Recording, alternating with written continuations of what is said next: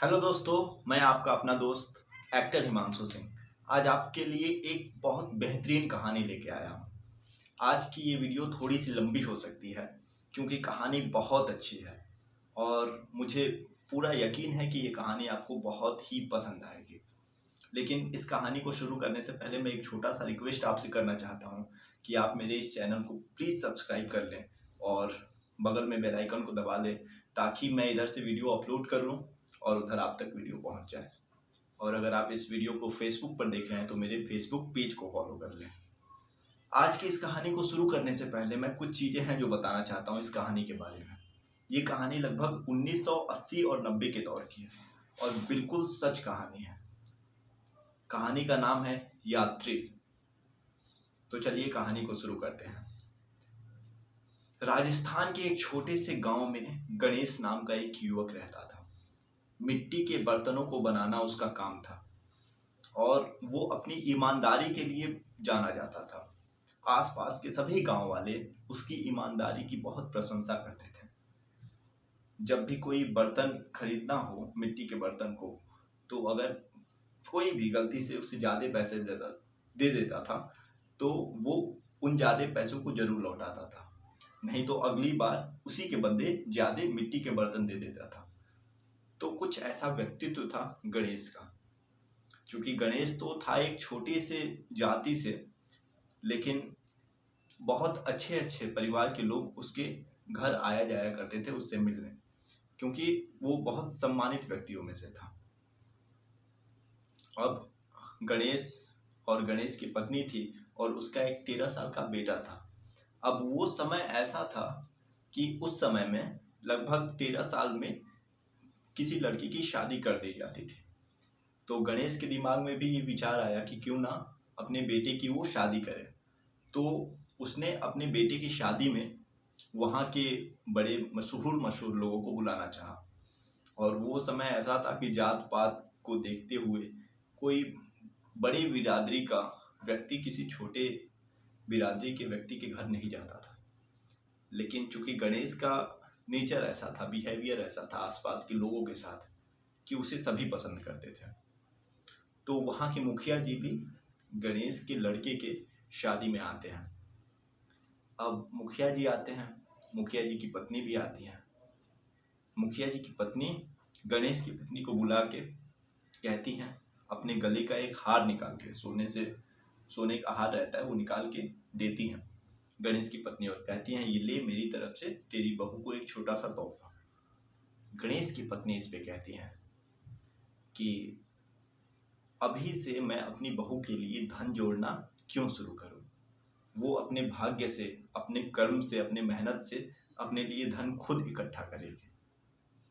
तो मुखिया की पत्नी कहती है कि रहती है झोपड़े में और बातें करेगी महलों वाली, और वो अपनी हार ले लेती हैं और मुस्कुरा के वहाँ से चली जाती हैं। ये सारी बातें वो मुखिया जी को बताती हैं। तो मुखिया जी बहुत प्रसन्न होते हैं। वो कहते हैं कि जैसा सुना था गणेश के बारे में, उसके परिवार के बारे में, उसका परिवार तो ठीक वैसा ही निकला। तो फिर वो सोचते हैं कि गणेश से कुछ विशेष बातें करें। तो बहुत से लोग बैठे होते हैं और वहाँ गणेश भी रहता है। वहाँ मुखिया जी कहते हैं कि गणेश, मैं तुझसे कुछ बातें करना चाहता हूँ। ये बता कि तू पूरे दिन में कितना कमा लेता है। तो गणेश कहता है कि क्या बाबूजी, आप मेरा मजाक बना रहे हो बड़े बड़े लोगों के सामने। तो मुखिया जी कहते हैं, नहीं बता कितना कमा लेता है, क्योंकि मैंने तेरे लिए कुछ सोचा है। तो वो हाथ जोड़ के कहता है कि अरे बाबूजी आप बताइए, आप जो आदेश देंगे उसकी गरिमा रखी जाएगी। तो मुखिया जी कहते हैं कि देख गणेश, मेरी उम्र अब 80 से ऊपर की हो गई है और मैंने अपने जीवन में भगवान की कृपा से बहुत पैसे कमाए हैं, और अब मैं चाहता हूँ कि कुछ ऐसे काम करूँ जो भगवान को भी पसंद आए। कुछ दान पुण्य का काम करना चाहता हूँ ताकि मेरी आत्मा को मोक्ष मिल सके। तो गणेश हाथ जोड़ के कहता है कि अरे बाबूजी, आप तो खुद इतने अच्छे अच्छे काम कराते हो, आपने इतनी सारी धर्मशालाएं खोल रखी है, ना जाने कितनी युवतियों की शादी कराई आपने, और भी आप बहुत पुण्य वाले काम करते रहते हो। भगवान आपकी आत्मा को तो मोक्ष प्रदान करेंगे ही। तो फिर मुखिया कहता है कि हाँ ये तो ठीक है, मैंने बहुत सारे धर्मशालाओं को खुलवाया है और वहाँ पर मैंने अपने सभी विश्वास पात्र लोगों को रखा है और वो सारे धर्मशाला बहुत अच्छे से चल भी रहे हैं। अब मैं चाहता हूँ कि हमारे गांव से जो 70 मील दूर एक रेगिस्तान का इलाका था, वहाँ पे मुखिया जी चाहते हैं कि एक धर्मशाला बनाया जाए। गणेश कहता है कि बिल्कुल अच्छा विचार है, तो आप मेरे लिए क्या आदेश। तो मुखिया जी कहते हैं कि देख गणेश, ये तेरे लिए थोड़ा सा तो कठोर होगा, लेकिन मैं चाहता हूँ कि तू अपना ये धंधा वगैरह बंद करके मेरे धर्मशाला में रह और तू जितना कमाता है उतना मैं तेरे को देने के लिए तैयार हूँ, और बाकी तू जो कमाता है वो तो तेरे को मिल ही जाएगा, और जो कर्म की बात है वो भी तू पुण्य तू कमाएगा कि यात्रियों की सेवा करेगा, और ये सारी चीजें भी हैं। तो गणेश तो कुछ बोल नहीं पाता है। वो कहता है कि ठीक है, मैं अपनी जोरू से बात करता हूँ, फिर आपको बताता हूँ। तो गणेश जाता है अपनी पत्नी से इस बारे में बात करता है। तो उसकी पत्नी कहती है कि अपना ये धंधा वगैरह छोड़ के आप किसी धर्मशाला में जाने की बात कर रहे हो, कल को मुखिया को कुछ हो गया, आपको हमको कुछ हो गया तो हमारा बेटा क्या करेगा। आज उसको अगर कुछ आप कामकाज सिखा दोगे तो वो खुद का धंधा चला के अपने घर को चला सकता है, कुछ काबिल हो सकता है, 2 पैसे कमा सकता है। वहाँ धर्मशाला में जाके वो क्या करेगा। तो गणेश समझाता है अपनी पत्नी को कि देख, रही बात काम सिखाने की बेटे को, तो वो तो मैं वहाँ धर्मशाला में भी सिखा दूंगा। बाकी हमारे घर में नई बहू आ रही है, तो उसको इस झोपड़े में ले आने से अच्छा है कि जो मुखिया धर्मशाला बना रहा है उसमें ले आया जाए, और वहाँ रहना तो हम ही को है, हमारा परिवार ही रहेगा। और बाकी मुखिया की बात भी सही है कि वहाँ जो काम है वो भी पुण्य का काम है, भगवान के लिए काम करेंगे, यात्रियों की निस्वार्थ सेवा करेंगे, और इसका सारा खर्च मुखिया जी खुद उठाने को तैयार है। तो गणेश कहता है कि इससे अच्छी मतलब चीज दोबारा बार बार नहीं मिलेगी।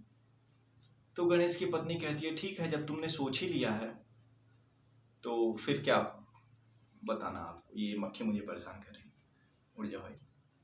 हाँ, तो फिर गणेश का परिवार तय कर लेता है कि वो उस धर्मशाला पे जाएंगे, और इस तरीके से वो अपना पूरा सामान वगैरह वहाँ से हटा के उस धर्मशाला में, अब मुखिया जी धर्मशाला का काम वगैरह शुरू करा दिए होते हैं, धर्मशाला बन के तैयार हो गया होता है, तो धर्मशाला में चले जाते हैं गणेश और गणेश का परिवार। अब वहाँ पे जितने भी यात्री आते हैं पूरे मन से गणेश और गणेश का परिवार उन यात्रियों की सेवा करता है, और इस तरीके से बहुत कम दिनों में ही उस धर्मशाला के अगल बगल के जितने भी गांव रहते हैं वहाँ पे गणेश का एक नाम हो जाता है कि उस धर्मशाला में बहुत अच्छी खातिरदारी होती है, यात्रियों की बहुत सेवा होती है, और किसी तरह का कोई खतरा नहीं है। आप कितने भी महंगे सामान लेके जाओ, आप बिल्कुल सुरक्षित वहाँ से लौट के आते हो। और इस तरीके का उस धर्मशाला का इमेज बन गया होता है लोगों में। तो फिर गणेश को ऐसा लगता है कि समय बीत रहा है और उसका लड़का भी धीरे धीरे बड़ा होने लगता है, तो वो सोचता है कि अब अपने लड़के को काम काज सिखाना शुरू करे।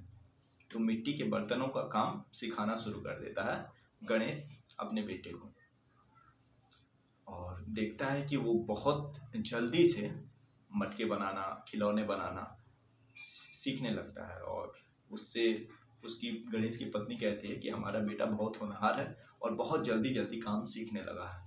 तो इस पे गणेश कुछ कहता नहीं है, बस मुस्कुराता है।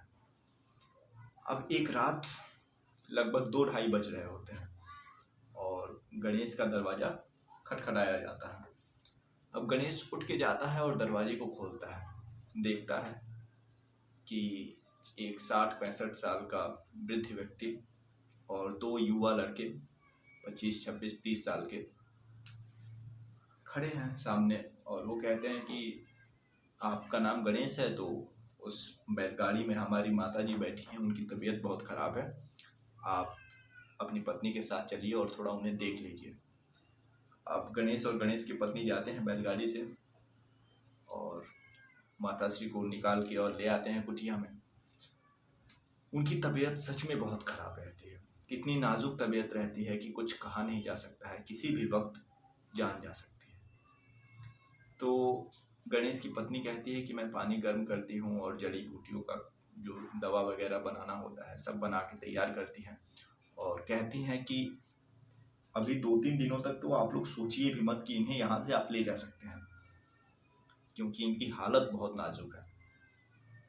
तो ये जो वृद्ध व्यक्ति रहते हैं और दोनों लड़के एक दूसरे को देखने लगते हैं। अब गणेश कहता है कि आप सब लोगों के सोने का बंदोबस्त मैंने उस कमरे में कर दिया है, धर्मशाला के सामने ही कमरा रहता है, उसमें सभी लोग सोए रहते हैं। तो ये आपस में तीनों बात करते हैं कि कल बहुत बड़ा नुकसान हो जाएगा सौदे का अगर हम वहाँ नहीं पहुँचे तो ये बेटा कहता है कि माँ को इस हालात में छोड़ के हम जा भी नहीं सकते हैं, चाहे कितना भी बड़ा नुकसान हो जाए। तो ये व्यापारी रहते हैं, बहुत बड़ा इनका व्यापार रहता है और किसी व्यापार के संबंध में ही ये जा रहे होते हैं और अगले दिन इन्हें वहाँ पहुँचना बहुत ज़रूरी होता है, नहीं तो बहुत भारी नुकसान हो जाता है इनका। तो उसी विषय में बातें हो रही होती हैं। तो फिर ये डिसाइड करते हैं कि उनके जो पिता रहते हैं वो कहते हैं कि तुम जाओ, तुम दोनों चले जाओ कल, और मैं तुम्हारी माँ के साथ रुक जाता हूँ यहाँ पर जब तक वो ठीक नहीं हो जाती, और कल का जो कुछ भी है वो तुम देख लेना और इससे हमें नुकसान भी नहीं होगा किसी तरह का, और बाकी तुम्हारी माँ की तबीयत भी ठीक हो जाएगी तो हम घर पे मिलेंगे। तो फिर इस तरीके से वो दोनों बेटे चले जाते हैं और ये रुक जाते हैं अपनी पत्नी के साथ। काफ़ी समय बीतता है, 1 हफ्ते 2 हफ्ते, और धीरे धीरे तबीयत में सुधार आना शुरू हो जाता है। क्यों? क्योंकि गणेश की पत्नी बहुत अच्छे से सेवा कर रही होती है उनकी पत्नी का, व्यापारी की जो पत्नी रहती हैं। अब धीरे धीरे ये चलना शुरू कर देती हैं, बोलना शुरू कर देती हैं, नहीं तो कुछ नहीं कर पाती हैं, ये सिर्फ पड़ी रहती हैं बिस्तर पे। और ऐसा देख के व्यापारी बहुत खुश होता है और ये सोचता है कि इन सब लोगों ने हमारे लिए, हमारे परिवार के लिए इतना कुछ किया, वो भी निस्वार्थ, तो क्यों ना हम भी कुछ इनके लिए करें। तो एक शाम होती है और वो व्यापारी और व्यापारी की पत्नी आपस में बात कर रहे होते हैं और कहते हैं कि बताओ, निस्वार्थ इन्होंने हमारी इतनी सेवा की, आज के ज़माने में कोई किसी की नहीं करता, तो क्यों ना हम भी इसके लिए करें। और तभी उन दोनों की नज़र गणेश के बेटे पर पड़ती है। गणेश का बेटा उस समय मिट्टी के बर्तन बना रहा होता है और उसके हाथ पूरे मिट्टी से लथपथ होते हैं। तो गणेश, वो व्यापारी की जो पत्नी होती है, व्यापारी की तरफ देखती है और कहती है, क्या आप भी वही सोच रहे हो जो मैं सोच रही हूँ? तो व्यापारी कहता है, हाँ बिल्कुल। तो व्यापारी की पत्नी बोलती है, तो फिर आप गणेश से बात कीजिए, देखिए वो क्या कहता है। व्यापारी जाता है और गणेश से कहता है कि देख गणेश, तेरा बेटा अभी नौजवान होने वाला है और यहाँ मिट्टी के बर्तन बनाने में उसका पूरा समय निकल जाएगा और वो कुछ बहुत अच्छा नहीं कर पाएगा। और मैंने तेरे बेटे को देखा है, तेरा बेटा बहुत होनहार है। मैं चाहता हूँ कि तूने हमारी इतनी सेवा की, तो मैं तेरे बेटे को व्यापार सिखाऊं कि व्यापार कैसे होता है और व्यापार से पैसे कैसे कमाए जाते हैं। और ये बहुत आसान है, क्योंकि जब मैं घर से निकला था तो सिर्फ मेरे पास एक लोटा था और एक गमछा था, और आज देख मेरी ना जाने कितनी हवेलियां हैं, ना जाने कितने खजाने हैं मेरे पास, मुझे भी नहीं मालूम है, मेरे बेटे को मालूम है। और ये सब मैंने व्यापार से किया है और अपने बेटों को व्यापार सिखाया है। तो मैं चाहता हूँ कि तुम भी इस गरीबी से बाहर निकलो, और ये तभी संभव होगा जब तुम्हारा बेटा एक बहुत बड़ा व्यापारी बनेगा। गणेश कहता है कि अरे अभी तो हमने अपने बेटे को जी भर के देखा भी नहीं है, और उसको आपके साथ भेजना हमारे लिए बहुत कठिन होगा, और ये फैसला मैं अकेले तो ले नहीं सकता, इसकी माँ से भी पूछना होगा। तो व्यापारी कहता है, देख गणेश, मुझे जो अच्छा लगा मैंने तुझे सुझाव दिया, और बाकी तेरा बेटा हमारे घर हमारा बेटा, हमारा पोता बन के ही रहेगा। तो इसकी कोई चिंता ना करना, बाकी उसका भविष्य हम बनाने की बात कर रहे हैं, तो तू अपनी पत्नी से भी बात कर ले। अब शाम को गणेश अपनी पत्नी से बात कर रहे होते हैं इसी विषय में, और उनकी पत्नी खाना बना रही होती है। तो गणेश कहता है कि व्यापारी ने ऐसा ऐसा बोला। अब उनकी पत्नी बहुत नाराज हो जाती है। वो कहते हैं कि आपने सोच भी कैसे लिया कि हम अपने इकलौते बेटे को किसी और के साथ जाने देंगे, और वो भी व्यापार सीखने के लिए। तो गणेश समझाता है कि देख, इसमें कोई नुकसान है नहीं, और यहाँ रह के हमारा बेटा कर भी क्या पाएगा, हमारी तरह ही जिंदगी जिएगा, और ये बहुत अच्छा मौका है कि वो एक व्यापार सीख लेगा तो बहुत पैसे कमाएगा और बहुत बड़ा इंसान बनेगा, और ना जाने कितने उसकी अपनी हवेलियाँ होंगी। उसके पास ऐसा दिन नहीं आएगा कि धर्मशाले में लोगों की सेवा करने में उसका समय निकलेगा। वो खुद अपना धर्मशाला बनवाएगा, खुद उसकी हवेलियाँ होंगी। तभी भी गणेश की पत्नी मानती नहीं है अपने बेटे को जाने देने के लिए। तो अचानक से गणेश खाने से उठ के चला जाता है और बिस्तर पे करवटें बदलता है, सोता नहीं रहता है। तभी उसकी पत्नी आती है और कहती है कि देख लो, फिर आपने जब सोचा है तो अच्छा ही सोचा होगा अपने बेटे के बारे में। बाकी मैं औरत, मुझे क्या समझ में आया दुनियादारी क्या है। ये उस समय की बात है, आज की औरत तो सब दुनियादारी समझती है। तो 1980 की औरत की विचारधारा थी। मतलब मुझे ये मैं नहीं कह रहा हूँ कि औरतों को दुनियादारी नहीं समझ में आ रही, बस मेरे कहने का मतलब ये है। बाकी कहानी शुरू करते हैं। तो गणेश कहता है ठीक है, फिर भेज देते हैं। तो अगले दिन जब अपने बेटे को तैयार कर रही होती है गणेश की पत्नी, तो देखती है और खूब रोती है और कहती है, व्यापारी जब उसे लेके जा रहा होता है, कि अभी तो मैंने अपने बेटे को जी भर के देखा भी नहीं है, आप इसे आज नहीं एक दिन बाद लेके जाओ, मैं इसे देखना चाहती हूँ। व्यापारी गणेश को देखता है, फिर अपनी पत्नी को देखता है और फिर कुछ बोल नहीं पाता है, एक दिन के लिए और रुक जाता है। अब गणेश की पत्नी अपने बच्चे को कस के एकदम पकड़ के सोई रहती है और रात भर रोती रहती है उन्हें पकड़ के। और ये सब देख के गणेश कहता है कि इसके जाने के बाद इसकी हालत क्या होगी, कैसे ये रह पाएगी। ये सब सोच के बहुत परेशान रहता है, लेकिन तय तो कर लिए होते हैं दोनों। अब अगली सुबह व्यापारी अपनी बैलगाड़ी लेके आता है और गणेश के बेटे को अपने साथ बैठा के ले जाने लगता है। खूब रोती हैं गणेश की जो पत्नी होती है और गणेश भी। और जब बैलगाड़ी चलने लगती है तो बहुत दूर तक बैलगाड़ी का पीछा करते हैं ये दोनों। अब वो व्यापारी बार बार रुक के देखता है कि अब जाएंगे, लेकिन बहुत दूर तक ये दोनों बैलगाड़ी का पीछा करते ही रहते हैं। एक समय ऐसा आता है कि वो बैलगाड़ी को रोक के और उतर के कहता है कि आप दोनों यहाँ से जाओ, नहीं तो मैं बैलगाड़ी एक कदम भी आगे नहीं बढ़ाऊंगा। और फिर गणेश और गणेश की पत्नी वहाँ से वापस घर आते हैं। अब वहाँ से घर आने के बाद गणेश की पत्नी का रोना धोना बहुत ज़्यादा शुरू हो जाता है, और इससे गणेश भी बहुत चिड़चिड़ापन आ जाता है उसके अंदर भी। बहुत समझाने की कोशिश करता है, लेकिन ये नहीं मानती हैं। दीवारों पर लकीरें खींच खींच के ये दिन गिनना शुरू कर देती हैं कि आज से 12-13 साल बाद मेरा लड़का जब व्यापारी बन के घर लौटेगा तो एक दिन भी ज़्यादा ना हो जाए। तो शुरू में तो ठीक रहता है, गणेश कहता है कि चलो 2-3 दिन में ये बात ठीक हो जाएगी, लेकिन 3-4 दिनों बाद भी यही चीज़ें रहती हैं। अब हमेशा रोना घर में, गणेश में भी चिड़चिड़ापन आ जाता है और देखता है तो पूरी दीवार चारों तरफ लकीरें खींची हुई हैं, जबकि अभी 4-5 दिन ही हुए होते हैं।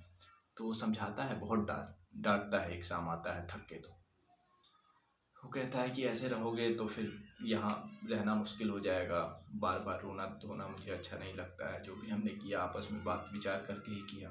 तुम कहो तो अपने बेटे को लेते आओ, यही मिट्टी में उसका जीवन उसका भविष्य बर्बाद हो जाए, तुम क्यों नहीं मानती हो। तो फिर जैसे तैसे रोते रोते ये गणेश की पत्नी जो है गणेश के पैरों में गिर जाती है, और ऐसा देख के गणेश भी रोने लगता है।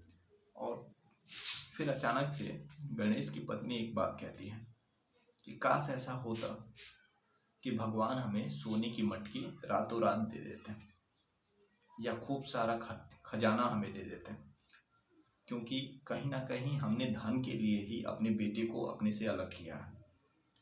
अब ऐसा सुन के गणेश के मन में भी ये विचार आता है। वो भी कहते हैं कि हाँ, काश ऐसा होता कि अगली सुबह होती और जब मैं घर से निकलता तो मेरे सामने धन का खजाना होता और अगले ही दिन मैं अपने बेटे को अपने घर ले आता कि हमारे पास धन की कोई कमी नहीं है, हमें हमारा बेटा हमारे पास दे दो। तो अब ये चीज़ उनके दिमाग में चलने लगती है। अब यहाँ से कहानी पूरी तरीके से बदलने वाली है। अब उसी रात रोते रोते ये दोनों सो जाते हैं। 2:30 बजे करीब दरवाजा खटखटाता है कोई। दरवाजे को खोलने गणेश जाता है, देखता है कि एक 28-30 साल का युवक अपनी पत्नी के साथ खड़ा है। युवक भी काफ़ी रईस दिखता है देखने में और उसकी पत्नी पूरी तरीके से गहनों से लदी होती है। उस समय गहने पहनने का और मतलब आप रईस हो इसको दिखाने के लिए गहने ही मतलब दिखाए जाते थे पहन के। तो जब गणेश देखता है गहनों को तो देखता ही रह जाता है। फिर उसकी पत्नी धीरे से चल के आती है और उसकी निगाह पड़ती है सोने चांदी गहनों पे। अब ये दोनों एक दूसरे को देखने लगते हैं और फिर कहते हैं कि बाबूजी आप उस कमरे में सोइए, हम आपके लिए खाना वगैरह बना के लाते हैं। तो ये मना कर देता है, यात्री जो रहता है मना कर देता है, कहता है कि नहीं, खाने की कोई ज़रूरत नहीं है, हमें बस आज रात रुकना है। आपके धर्मशाला के बारे में बहुत सुना था, आपके बारे में बहुत सुना था कि यहाँ यात्रियों की बहुत सेवा होती है, तो इसीलिए हमारे पास बहुत सारा धन भी है और ये हमारी पत्नी भी हैं, इनके पास भी बहुत सारा गहना वगैरह है। तो कैसे भी हम हिम्मत जुटा के इस धर्मशाला में रुकने वाले हैं, नहीं तो हम रुकने वाले नहीं थे और काफ़ी रात भी हो चुकी है, तो अभी डाकुओं का भी खतरा है। तो वो कमरे में चले जाते हैं दोनों। अब यहाँ जब गणेश सोता है तो कुछ समय बाद उसकी पत्नी उसे जगाती है और कहती है कि आपने देखा उस दुल्हन के ऊपर कितने गहने थे। तो गणेश कहता है क्या मतलब है तेरा? गणेश की पत्नी कहती है वही जो आप सुबह कह रहे थे, काश ऐसा होता कि भगवान हमारे पास बहुत सारा धन दे देते, बहुत सारा सोना चांदी दे देते, और कहीं ना कहीं ये भगवान ने ही तो हमें भेजा है, क्योंकि आज सुबह हम ऐसा बात कर रहे थे और आज हमारे पास ऐसी चीज़ है। तो गणेश कहता है एक वक्त के लिए तो मेरे भी मन में ये विचार आया था, लेकिन मैंने सोचा तुझसे कहना सही नहीं होगा। तो फिर गणेश की पत्नी कहती है तो देर मत करो, उस कमरे में कुल्हाड़ी रखा है, कुल्हाड़ी ले जाओ और मार दो उन दोनों को। गणेश कहता है कि ये करना सही होगा। गणेश की पत्नी कहती है बिल्कुल सही होगा, भगवान खुद चाहता है ऐसा, क्योंकि आज सुबह हम ऐसा बात कर रहे थे और आज शाम को हमारे साथ ऐसा हो रहा है। तो गणेश धीरे धीरे जाता है उस कमरे से, कुल्हाड़ी लेके आता है और धीरे से उन यात्रियों के कमरे में चला जाता है। कुछ समय बाद गणेश अपने कमरे में आता है, कुल्हाड़ी लाल रहती है, बहुत सारे गहने एक थैली में बांध के वो अपने साथ लाया रहता है। यात्रियों की लाश को छोटे छोटे टुकड़ों में काट के एक बोरी में बांध के गणेश रख देता है। अब देखिए यहाँ से लालच की शुरुआत होगी। एक ऐसा व्यक्ति जो अच्छे कर्म में, पुण्य के कामों में विश्वास करता है, जो बहुत ईमानदार रहता है, कैसे वो बदल जाता है, कैसे स्थिति उसे पूरी तरीके से परिवर्तित कर देती है, कसाई से भी ज़्यादा निर्दयी बना देती है, वो है इस कहानी में। अब इस तरीके से अगले दिन वो उन बोरी को ले जाके, जिसमें वो लाशों को छोटी छोटी टुकड़ों में काट दिया रहता है, एक कुएं में फेंक देता है और जो भी गहने रहते हैं उसे अपने घर में ही गड्ढा खोद के और उसमें दबा देता है। अब फिर वो कहता है अपनी पत्नी से कि अभी हम जैसी ज़िंदगी जीते हैं वैसी ही ज़िंदगी जिएंगे, उसमें थोड़ा सा भी परिवर्तन नहीं आएगा कि हमारे पास बहुत धन है, बहुत गहने हैं, ताकि इससे लोगों को ये ना लगे कि जो यात्री गायब हुए हैं उसमें हमारा भी कुछ हाथ है। लेकिन फिर जब गणेश दोपहर में घर आता है तो ये देखता है कि गणेश की पत्नी पूरी तरीके से गहने से लदी हुई है और अपने आप को आईने में निहार रही है। गणेश कहता है, पागल हो गई हो क्या? गहने वहीं रखो। गहने क्यों निकाले तुमने? मैंने कहा था ना कि गहने अभी नहीं निकालने हैं, और गहने तब तक नहीं निकालने जब तक हमारा बेटा हमारे पास ना आ जाए, ताकि हम लोगों को ये कह सके कि ये जो भी धन दौलत है हमारे बेटे ने कमा के लाई है। तो जैसे तैसे समझा के वो गहनों को फिर से खोद के और अंदर जमीन में गाड़ देता है। अब इसी तरीके से फिर एक रात 2:30 बजे करीब गणेश का दरवाजा खटखटाया जाता है, और एक लगभग 55-60 वर्ष का इंसान, अपना एक संदूक रहता है उसके पास, उसमें बहुत सारे जवाहरात रहते हैं, हीरे मोती ऐसी चीजें, कहीं से चुरा के ही लाया होता है। लेकिन अब उसके पीछे डाकू पड़े होते हैं, तो वो डरते हुए खटखटाता है। वो कहता है कि गणेश भाई साहब, मैंने आपके बारे में सुना था कि यहाँ यात्रियों की बहुत सुरक्षा होती है, और ये मेरे पास मेरा संदूक है, मेरे जीवन भर की कमाई है, जो भी मैंने कमाया है वो इस संदूक में है, और अगर मुझे कुछ हो जाता है तो ये संदूक आप मेरे घर वापस पहुंचा देना, मेरे पीछे डाकू लगे हुए हैं, तो अभी मुझे कोई छिपने का स्थान बता दो और ये संदूक आप अपने पास रखो। तो गणेश देखता है अपनी पत्नी को, उसकी पत्नी भी उसे देखती है, और वो दोनों संदूक को देखते हैं। तो गणेश कहता है कि हाँ हाँ, वो कमरा है, आप उस कमरे में जाके आराम करो, और डाकू वगैरह आएंगे तो, मतलब डाकू तो यहाँ आते ही नहीं, आज तक नहीं आए हैं, और आएंगे तो हम देख लेंगे। अब उस कमरे में वो यात्री चला जाता है। अब ये संदूक लेके, संदूक में ताला लगा हुआ होता है, संदूक लेके अपनी टेबल पे रख देता है। गणेश की पत्नी संदूक को दोनों हाथों से पकड़ लेती है, और फिर कहती है कि देख क्या रहे हो, कुल्हाड़ी निकालो और जाओ उस यात्री के कमरे में। तो गणेश कुल्हाड़ी निकालता है और दरवाजा खोलता है, तुरंत देखता है कि 4-5 डाकू उसके सामने खड़े हैं। तो डाकू कहते हैं कि यहाँ कोई यात्री आया है क्या? गणेश के हाथ कांपने लगते हैं, और तुरंत कुल्हाड़ी को अपने पीठ के पीछे छिपा लेता है। वो कहता है कि नहीं नहीं, यहाँ तो कोई यात्री नहीं आया है। कहता है, तुम गणेश हो? तो वो कहता है, हाँ। तुम्हें धर्मशाला की देख रेख करते हो, तुम्हारे बारे में बहुत सुना है मैंने, पीछे क्या छिपा रहे हो, दिखाओ। तो वो उसका हाथ पकड़ के जब आगे करता है तो देखता है कि उसके हाथ में कुल्हाड़ी है। तो डाकू हंसने लगता है, उसके साथी भी हंसने लगते हैं। कहता है कि वाह, जैसा सुना था वैसा ही पाया।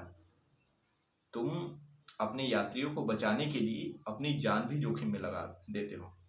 तुम अकेले लड़ने आ गए हम 4 डाकुओं से, हमारे पास बंदूकें हैं, हथियार हैं, और तुम एक कुल्हाड़ी से हमें मार दोगे? तो हंसते हुए वो कहते हैं कि जाओ, तुम्हारे यात्री को छोड़ा हमने, और उसका पीछा हम नहीं करेंगे, वो उसको बता देना कि वो पूरी तरीके से स्वतंत्र है। गणेश कैसे हुए कांपते हाथों के साथ अपने कमरे में फिर से आ जाता है, और ये सारी बातें अपनी पत्नी को बताता है। उसकी पत्नी संदूक को देखती है और दोनों हाथों से पकड़ी रहती है। कहती है कि तुमने उस यात्री को मारा कि नहीं, ये बताओ। गणेश अपनी पत्नी को देखता रहता है और झटके से दरवाजा खोलता है और यात्री के कमरे में जाता है, और जब यात्री के कमरे से वापस आता है अपने कमरे में, तो उसकी कुल्हाड़ी फिर से लाल रहती है, और इस तरीके से वो उस यात्री को भी मार देता है,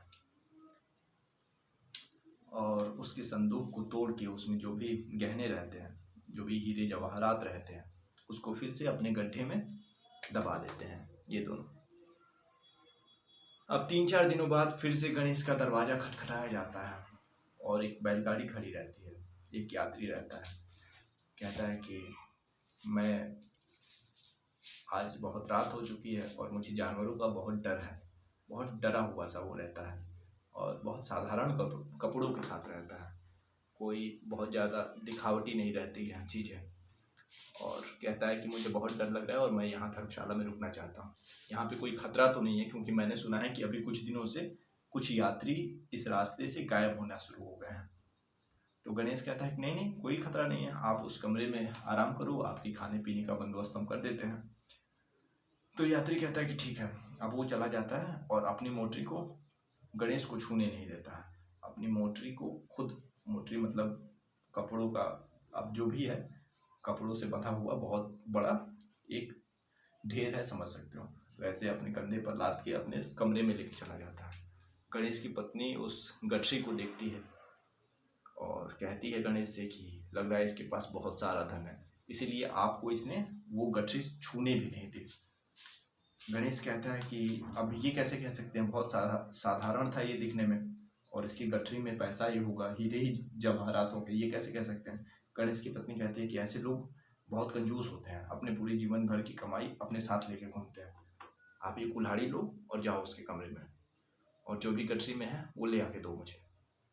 अब गणेश को कुछ समझ में नहीं आता है, लेकिन चूँकि अब इनका रास्ता ही अब वही खून खराबे का शुरू हो गया होता है, तो कुल्हाड़ी लेते हैं और चले जाते हैं यात्री के कमरे में। जब यात्री के कमरे से आते हैं तो कुल्हाड़ी लाल रहती है, मोटरी की गठरी भी हाथ में नहीं रहती है। गणेश की पत्नी झकझोर के पूछती है कहाँ है वो गठरी। तो वो कहता है कि गठरी के मैंने टुकड़े कर दिए हैं, उसके चिथड़े कर दिए, उसको फाड़ फाड़ के देखें, उसमें से 1 रुपए का सिक्का भी नहीं निकला, सिर्फ कपड़े थे उसमें। और ये किस रास्ते पे हम चल पड़े हैं। हमें जितना धन चाहिए था उतना धन हमने इकट्ठा कर लिया है, अब मुझसे ये काम नहीं होगा और मैं आज से किसी की हत्या नहीं करने वाला हूँ। तो इस तरीके से गणेश की पत्नी को भी लगता है कि बहुत गलत हुआ जो भी हुआ, और सच में वो गलत रास्ते पे चल दिया। अब दोनों जो हैं फिर से पूरी तरीके से विचार बना लेते हैं कि अब जो भी यात्री आएंगे उनकी सेवा करनी है और किसी तरीके का धन का प्रलोभन नहीं रखना है अपने मन में। 10-12 दिन बाद, और इस तरीके से समय बहुत गुजर गया होता है और लगभग 12-13 साल पूरे हो चुके होते हैं। कुछ दिनों बाद फिर से दरवाज़ा खटखटाया जाता है। रात के वही 2:30-3 बज रहे होते हैं। जब गणेश दरवाज़ा खोलता है तो देखता है सामने एक 26-27 साल का युवक, मुख पे तेज, चेहरे पे मुस्कान और आंखों में किसी अपने को देखने की जो तड़प होती है वो। गणेश उसे देखता है और कहता है कि बाबूजी आप ठहरना चाहते हो। तो वो यात्री सिर्फ गणेश को देखता ही रहता है। तो कहता है हाँ हाँ मैं ठहरना चाहता हूँ, और मेरे पास कुछ सामान भी है वहाँ बैलगाड़ी में पड़े हुए हैं, आप कहिए तो मैं इस कमरे में रख दूँ या फिर कहाँ रखूँ आप बताइए। तो गणेश कहता है नहीं नहीं, इस कमरे में नहीं, ये हमारा कमरा है, आप वहाँ सामने जो कमरा है वो यात्रियों का है, वहाँ ले जाके रख दो। तो वो युवक खुद वो उठाता है अपने सामान को, और 2 बड़े बड़े मटके रहते हैं और उस मटकों में बहुत सारा धन पूरी तरीके से दिख रहा होता है। अब वो मटके रखते हुए गणेश की पत्नी उसको देख लेती है यात्री को। अब गणेश भी देखता है। अब चूंकि ये मन बना लिए रहते हैं कि अब से किसी यात्री के साथ कुछ करना नहीं है, लेकिन वही लालच है, लालच अगर एक बार आ गया तो फिर धीरे धीरे इंसान गलत रास्तों पर चलता ही जाता है। तो फिर गणेश की पत्नी कहती है कि खाने वगैरह का पूछा कि नहीं आपने। तो फिर गणेश कहता है कि नहीं अभी तो नहीं, मैं पूछ के आता हूँ। और फिर वो कमरे में जाता है तो देखता है कि वो पूरे अपने मटकों को सजा रहा होता है यात्री। तो गणेश कहता है कि बाबूजी आप चल के खाना खा लो, मेरी पत्नी ने खाना तैयार कर दिया है। तो कहना अरे हाँ मैं तो खाना खाऊंगा ही, मैं खाना मतलब वो कहना चाहता है कि मैं कितने दिनों से इंतजार कर रहा था इस खाने का। अब वो पूरी मतलब ऊर्जा के साथ पूरा खुश होके गणेश की पत्नी के पास आके बैठ जाता है और खाने के निवाले को खाता रहता है और गणेश की पत्नी को देखता रहता है।